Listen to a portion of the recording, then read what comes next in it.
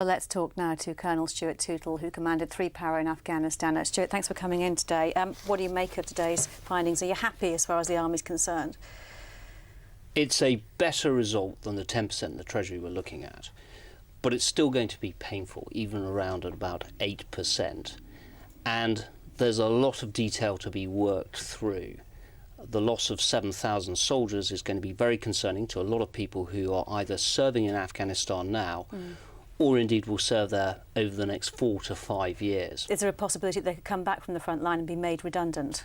Well, that question hasn't been answered, and that must be uppermost in lots of people's minds. Now, it's absolutely right and proper that the commitment to sustaining the Afghanistan campaign has been made a priority, but with some of the other defence spending commitments, particularly with the carriers, which are going to be very, very expensive at $5.2 billion, as we look and try and deliver this over the next 5 years, there is a question mark with what pressure is going to come with delivering those very high-priced assets against the other perhaps more relevant capabilities, particularly in terms of what the Army delivers and indeed the Air Force and the Navy to the more unconventional threats of cyber terrorism, etc. Do you think, Francis, that the aircraft carriers really are the white elephant in the room and it's at the expense of everything else?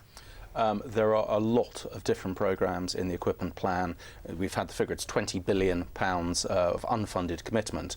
The carriers are part of that equipment plan. Are they the largest single? Actually, no. The originally planned 150 Joint Strike Fighter, that was the largest at about £14 billion.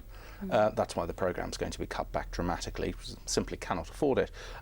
They are perhaps the most totemic in terms of it's very easy to focus attention on them. But I think as we get the Defence Reform Unit working on the whole matter of procurement, we are going to see an awful lot of other programmes come into play. And there will be pain in terms of cherished programmes. People will be told there is no money, you cannot have them. And I think there are going to be screams across all 3 services as people who've devoted careers to a particular programme are suddenly told, no, we can't have it. Colonel Tootal, Francis was saying earlier there's going to be more coming out, the details going to be coming out. Can you identify anything yet that you think we need to have answers on as far as the Army's concerned?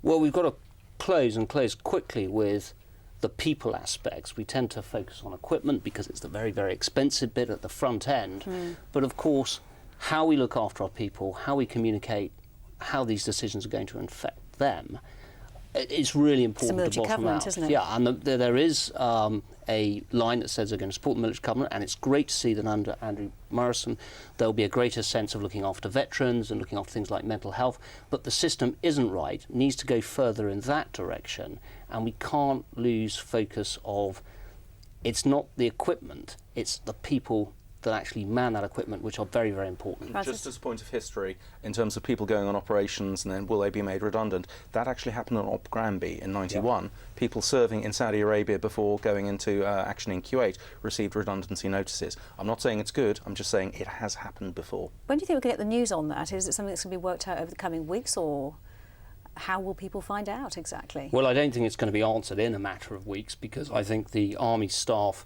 now have a huge burden of work to do to look at the detail of this, particularly how they're going to restructure what's called the transitional army structure and what the Army is going to look like after 2015. So there's a huge amount of uncertainty that is still going to prevail, and that is an issue that the Army senior echelons are going to have to try and resolve and manage. Colonel Tootal, Francis Tusa, thanks for now.